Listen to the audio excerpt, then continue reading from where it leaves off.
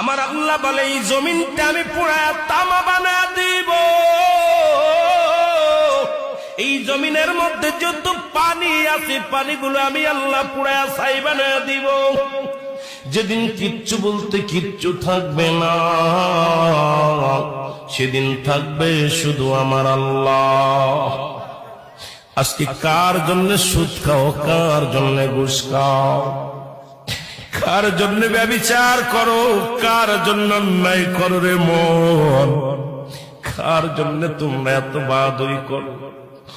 আরে আজকে একটা কথা বলতে গেলে কষ্ট হয়। এই জমিনটা আল্লাহ পুরায়া তামা বানায়া দিবে।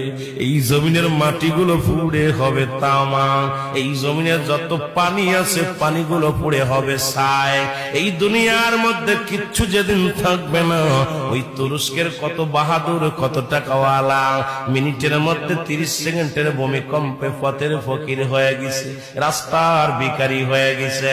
আজকে তুমি দুনিয়ার মধ্যে কত